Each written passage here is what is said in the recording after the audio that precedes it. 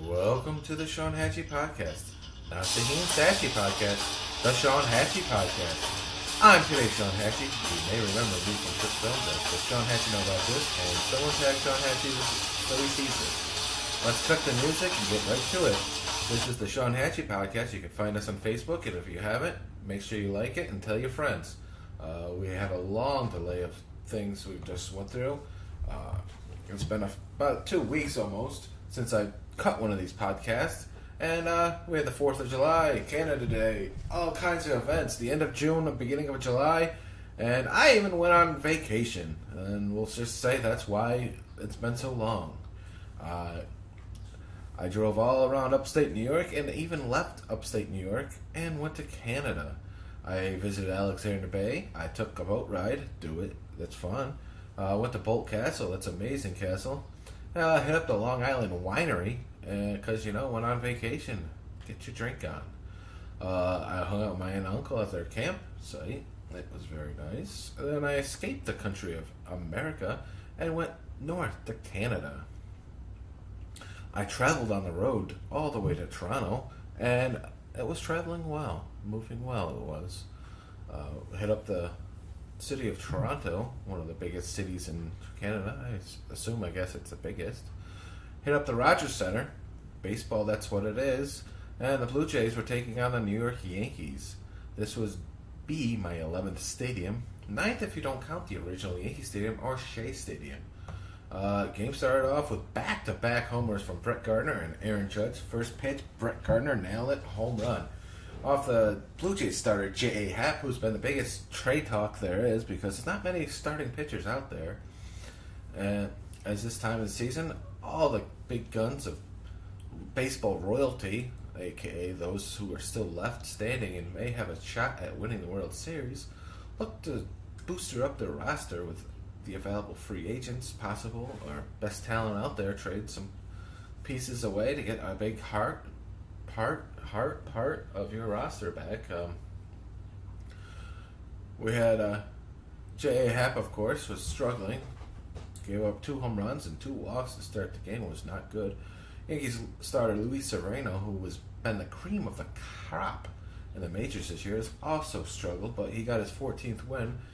There's some interesting things you don't notice at a live game, especially when somebody gets ejected and who. Especially when they're in the dugout. I noticed something was going on, and I noticed the umpire throw somebody out, and I thought it was the Yankees catcher Kyle Hagushka. I think I got that wrong. Who is actually 7 years to the day younger than me. Born on April 20th, just like another famous Yankee player who I share the birthday with, and we'll call him Donnie Baseball. But after reading up on the game, I found out it was CC Sabathia, who wasn't pitching, but was in the dugout, and got ejected for obviously arguing balls and strikes. Later I found out John Gibbons got ejected. I knew he came out to argue, but I didn't notice he got ejected. Outside of the ejections, the dome was pretty nice. They had it opened. It was pretty hot. I was sitting on the first base side, outside of the foul pole. Was able to see most of the field. Well, I guess all of the field. I even got to see the Yankees bullpen, so I got to see guys warming up before they were announced. And they weren't really announced. They were just on one of the screens out in the center field. There was this is who's in the bullpen. It was a very fun and enjoyable game. One of the biggest takeaways, outside of some amazing plays and catches and whatnot, won by former Yankee Curtis Granderson, it was John Axelford, who many might not know or may have heard that name who are baseball fans. He plays for the Blue Jays, and I forgot he played for that. And which is even more amazing is that he's actually a little older than me, which makes me feel good because, hey, there's not many players left that are older than me. And, I still feel pretty young. I mean, I'm only 35, but, in baseball world and sports world, that's pretty old. Let's take a little break and from my vacation talk because, who wants to know about all the things I did? Well, actually, I do. I want to recite them and remember all the glorious times. Hit up the Mighty Taco, which is a local restaurant in Buffalo. Obviously, tacos and stuff. It was very good. I enjoyed it. It's like a Taco Bell, if you will. That was pretty good. After coming home, I got to meet up with my grandmother and my other aunt and uncle at their house. That was very nice.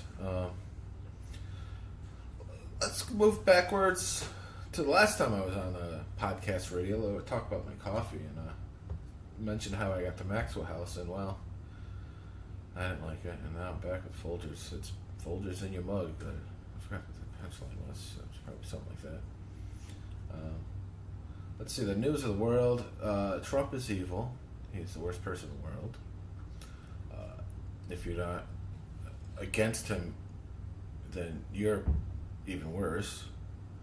The cave, if you don't know what I'm talking about, the cave part is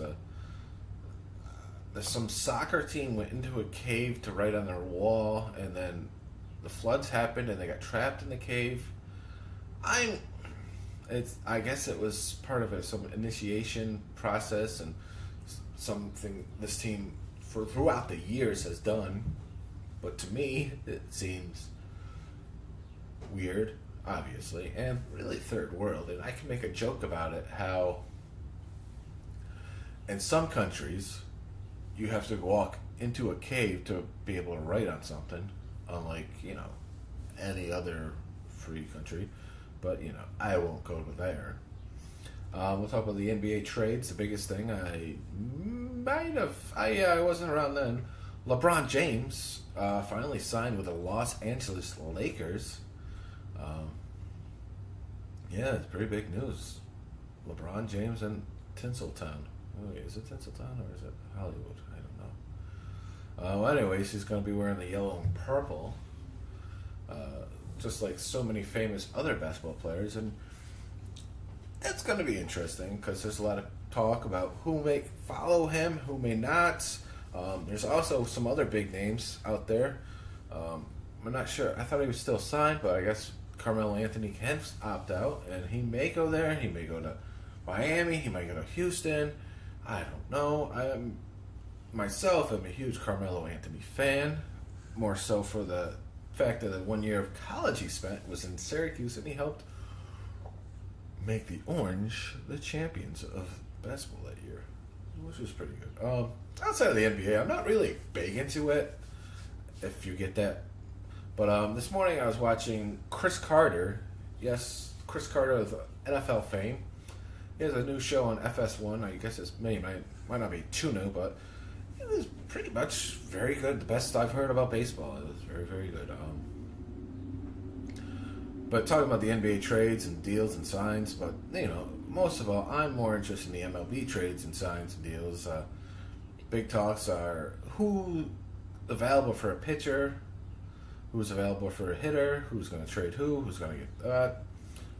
Are the Nationals still in it? I guess they had a team meeting, and I don't know, it kind of backfired because they're 500 teams since that, and they're getting destroyed by the Florida Marlins, which is not good because the Marlins are not that good, and they're not even in Florida anymore. They're actually the Miami Marlins. Anyways, there's not many pitchers out there. Like I mentioned earlier with my game I went to in Toronto, J.A. Happ is one of the bigger names out there that could be traded. There's also Cole Hamels, who is getting up there in age, who is currently with the Texas Rangers. There's not many great pitchers out there, but there is some talent out there. I don't know if anybody in the Tampa Bay is going to get traded. That Snell's good. Chris Archer's pretty good, but, the Sonny Gray aspect, when the Yankees traded for Sonny Gray last year thinking he was going to be this big pitcher, but he's just been very gray.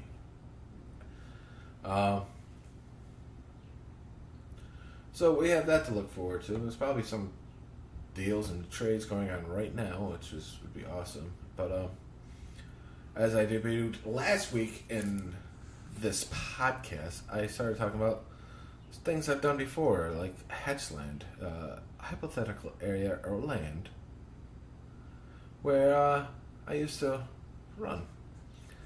I was the president, CEO, whatever you want, creator. It was, you know, a house society, a place where house, you know, it's just a beautiful place, I guess I should say.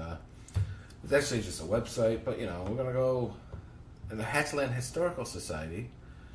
We'll flip back to April 28th, 2012, in an article I wrote, kind of making fun of one of my oldest friends. The title of the track, I call it a track because we're on the podcast now, and this is a radio or music or something like that. Anyways, it's How to Become Rich and Famous Like Bubba. Throughout our lives, we come across many people, some of which become forgotten, while others become something more than we ever expected. This is a story of how one of my friends, or at least one of my one-time friends, became the most rich and famous person ever. This, my friend, is the story of Bubba and how he became rich and famous. You see, I grew up with Bubba. He wasn't nothing special. He was your average American male. His family lived in a small town. He had 1.3 siblings, a dog, and of course parents. There was nothing that set him apart from all the other kids in my class. He was what some would call a middle-class person, maybe on the lower end of which. He had all the toys that little kids would have wanted in 1972. Sadly, he was a little kid who was born 10 years after. His family didn't have all the riches in the world they would ever come to afford a Power Wars. They wouldn't ever come to afford a Power Wheels for him to own. But they loved him very much. As Bubba would grow up, he would go on to graduate from high school. He spent some time in college, and then suddenly his life turned upside down. He went from being poor old Bubba to damn you rich Bubba. The story of this hasn't been written down before. The story hasn't been fully told yet. I'm here to explain it all. It's something I feel I should do because A, I'm a person, and B, I think it's the best thing that could be said. So how did Bubba become the richest person in the world? Well, it's tough, long, and hard story. It started shortly after his 23rd birthday. You see, this was a time when he went from zero to hero. You can see it all began one day when Bubba was reading a newspaper. As he would turn to the page, he would see his favorite comic strip, Dilbert. He felt a sudden pain in his finger. It was a paper cut. While turning the newspaper page, his finger had received what is known as a paper cut. The sudden shock of it all sent Bubba into a panic. A few weeks would pass and time went on, causing this pain in his finger. A few weeks would pass and time went on, causing the pain in his finger began to heal. The trouble looked like it would pass, yet one day occurred and Bubba, overly excited to read the newest edition of Dilbert. Then suddenly, as his body rushed to turn the page, it happened again. "No!" he would scream, as he thought, not again, not another paper cut. Time would pass. The pain on his finger would heal again. This time, Bubba thought of ways to prevent ever feeling the pain of paper cut. He thought of wearing gloves, but he was afraid he wouldn't be able to gain the closeness he readily enjoys from reading a Dilbert comic strip, especially if those gloves went out as far as to be mittens. It would be difficult for him to change the paper. How would Bubba, he thought, for he thought in the third person, be able to read the Dilbert comic strip? He thought, and he thought, and he thought, and then one day it came to him. At night he wears a breathe right strip. It opens his nose up so he can breathe. Maybe there would be a way for him to read the newspaper and not get a paper cut. But he knew putting breathe right strips on his finger wouldn't be able to open up his newspaper like he would be able to open his nose at night. He knew he was on the right path, but also knew placing even a Band-Aid on his finger wouldn't be able to help either. So he took it to deep thought once again. This time it actually came to him. What if he took the combined qualities of a breathe right and a Band-Aid and added them together, all in order to practice his thumb? Hours, days, weeks, and centuries would pass as Bob spent time attempting to recreate and combine the two. Then finally, success. It was created, and he needed a name for it. He needed to come up with a catchy name for it. What to call it? Then he thought, once again, it was his right thumb that hurt and became cut. Thus he called it thumb right. That creation was what he created. The problem was solved, and it just in time for the new Dilbert comic strip. Life was at ease. Everyone lived happily ever after. But things suddenly changed as Bubba went to the mailbox and picked up the day's edition of the newspaper. He saw that his mailbox was filled to the brim and falling out with letters that were from credit card companies, banks, and other forms of financial institutes. They were filled with amounts of money that Bubba had spent on his creation. He was bankrupt.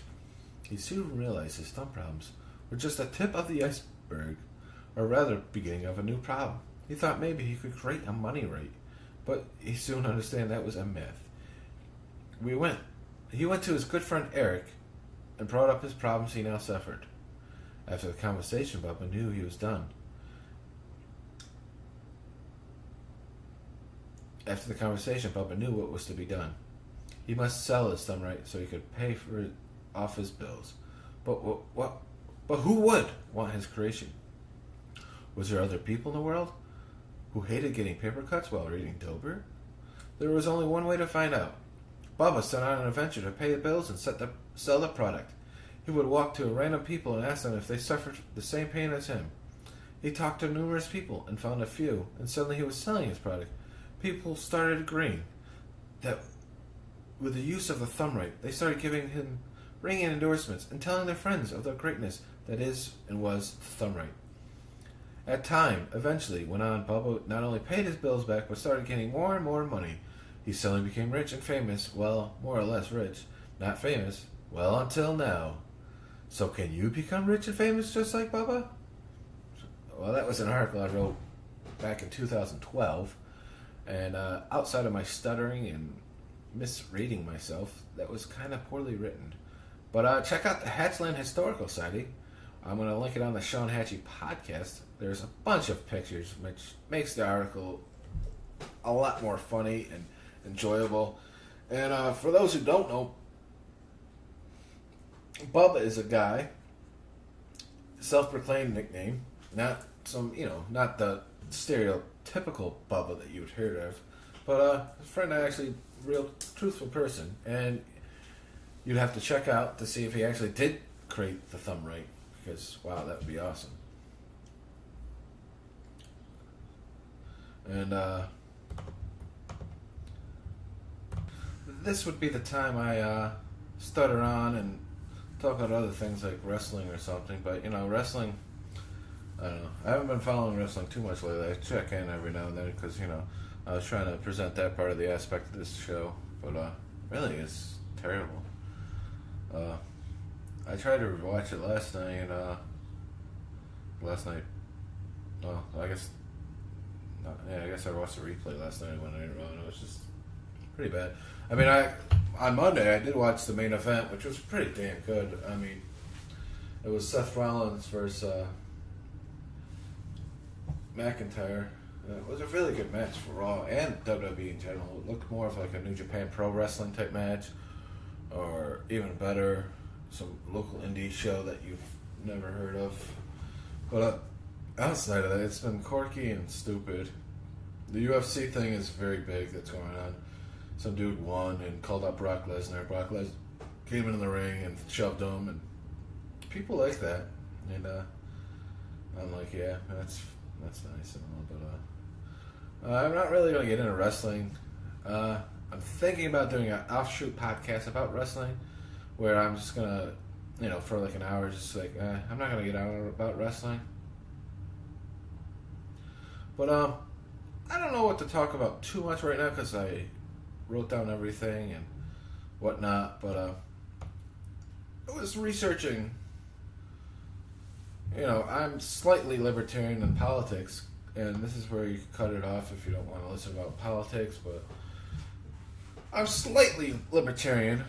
I disagree mainly with the Liberterian Party because a lot of them are run by people that don't understand the word libertarian.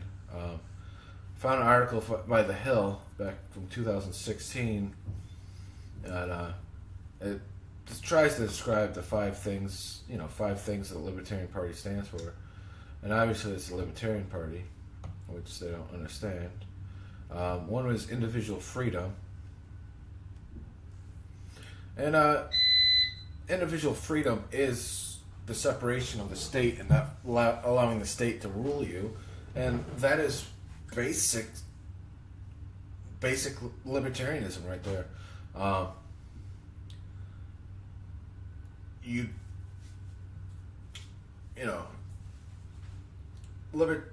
Individual freedom, it's basically you do what you want to do as long as it doesn't hurt anyone. And that goes around with the NAP, which is a non-aggressive principle that, if you don't mess with somebody, they shouldn't mess with you.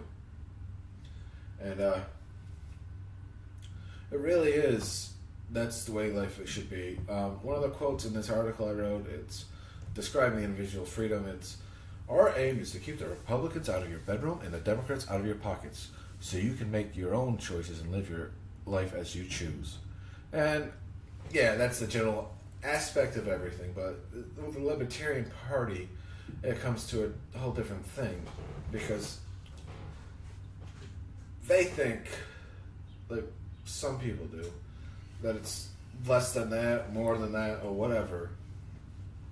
But individual freedom and getting the Republicans out of your bedroom, these are like 1950s standards. Because really, I don't care what you do in your bedroom, as long as it's not in my face. You're not spewing, well, this is what I should do. And really, it almost gets to the point, that quote, almost like a pedophile type of quote in my mind. But I'm not calling the Libertarian Party pedophiles. I'm not calling all of them pedophiles. I mean, some of them may be, and some of them may be nice people. But there is a problem with them. But really, it's the whole individual thing is the government needs not to interfere. If I want to purchase something from somebody else, there shouldn't be a third person involved taking what they think is theirs. I'm not sure where that all came about and where somebody thought that was a good idea, other than that person being somebody that takes money off the top. And if I want a hot dog, I shouldn't have to pay extra money to somebody that I'll never see or help me. And you could say, well, that extra money is going to make sure that it's a good hot dog and it's not going to kill you. Well, sometimes you got to take that risk. And not all hot dogs are going to kill you. I mean, some may. We can look in the history books of that, but it really is. You don't need 3 people to tango. It only takes 2 people to tango, and the government is not one of those people that should be tangling.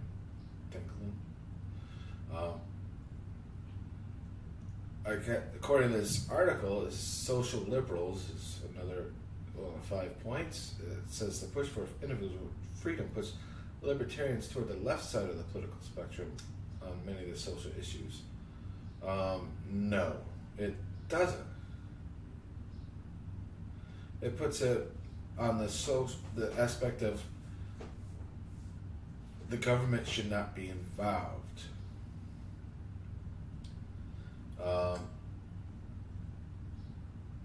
The 2014 platform argues that the government does not have the authority to define, license, or restrict personal relationships, adding that consenting adults should have the freedom to choose whatever makes them happy.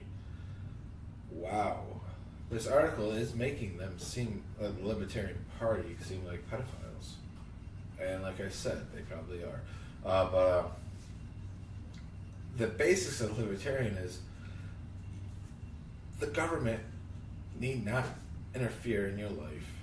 The government is only there to be the moral aspects, not a moral aspect, I guess, is to prevent anarchy. And a lot of people think that the Libertarian Party and libertarianism is all about anarchy, but it's not. It's about individual freedom, like they said. It's about you building yourself up and your family and your friends and others around you to be better people. That you know what is right in life. That we're given this moral compass, and you can go look at religion, and yes, religion may have this bad, feeling to you, but there is the basics, the best libertarianisms, the best libertary people, I don't know, are religious. You look at the Pauls, Rand and Ron. You have to have an aspect of religion because there's a moral code that you take from religion and you push on to it. Economic conservatives, libertarians have faith in the free market and believe that there's little the government can do to pressure businesses or individuals that would be better than the power of the invisible hand.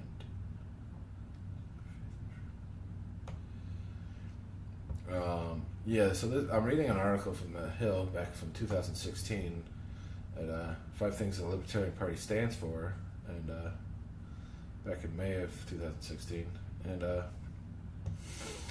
I don't know. I guess I'm not speaking right, but this article and the Libertarian Party especially is just garbage. We don't like them. We don't like them. We don't like them.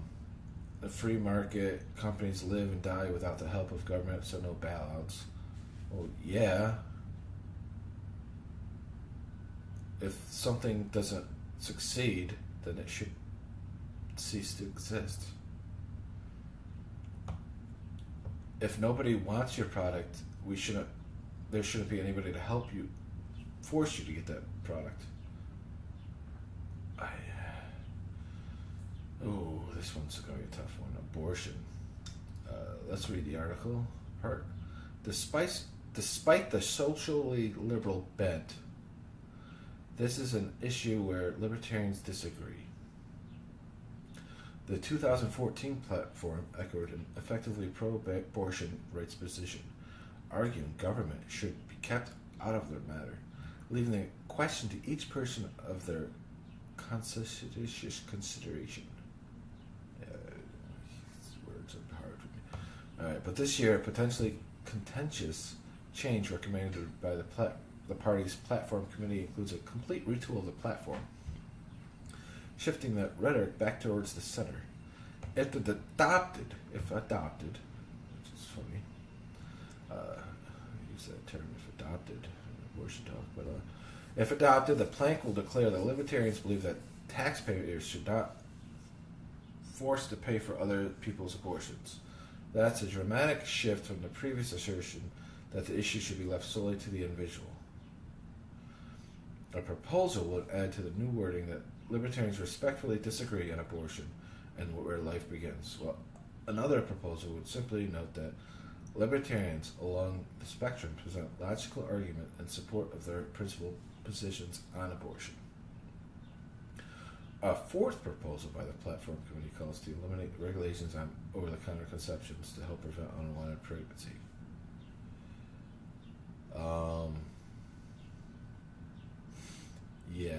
A lot of mumbo jumbo, I think, there. Abortions, it's a hot button issue, which I don't think should be a hot button issue.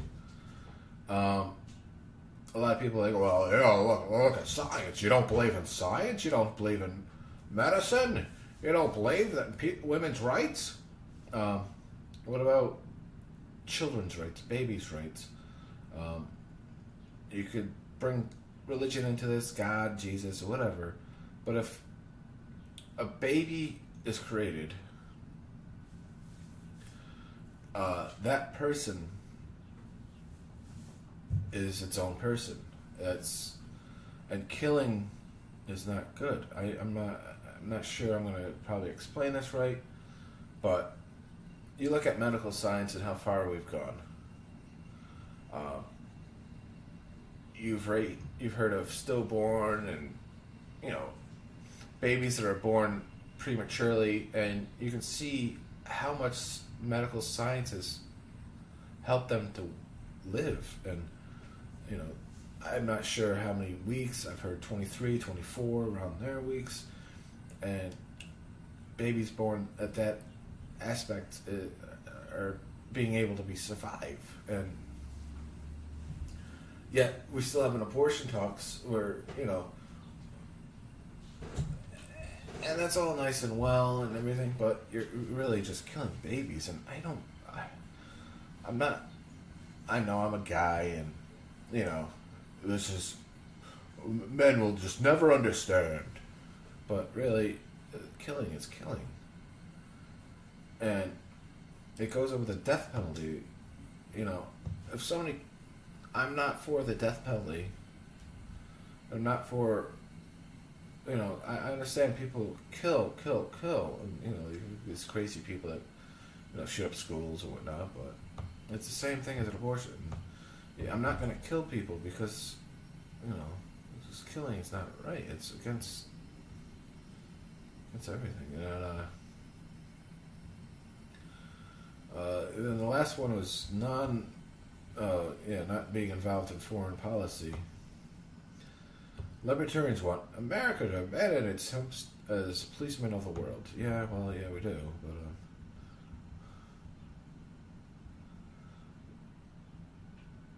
because we don't believe in the government like that. Government should be there as a guideline of the rules. The Constitution was written as not what the government can do, it was written what the government can't do. And you could say people on the right and the people on the left are pushing that, and, you know, and it's just wrong. And I don't know. I am not one to speak on everything because I don't know everything yet. But I'm here to listen. And that's what the Sean Hachey Podcast is all about, is about listening and telling you how it's going to be. I'm going to cut this episode off here because, you know, that's what we do. Don't forget the Sean Hachey Podcast on Facebook. Don't tag Sean Hachey. Remember, Libertarian Party is not libertarian, people. Baseball is awesome. Yes, I did get a hat on my trip to the Toronto Blue Jays Stadium, Rogers Center. 5 things the Libertarian Party stands for. Yep. Some good quotes in there probably for me. But, well, thank you for listening. Hopefully we'll be better and better, back and better than ever before. Please remember, don't tag Sean Hachey. Follow us on Facebook. Tweet about us. Like us on any podcast playing device that you can find. Tell your friends. Tell your family.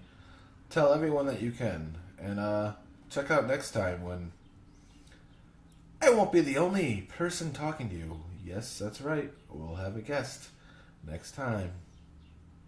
Sean Hachey, the podcast. Facebook. Okay. All done, Yogi. All done, Yogi. Yogi, all done.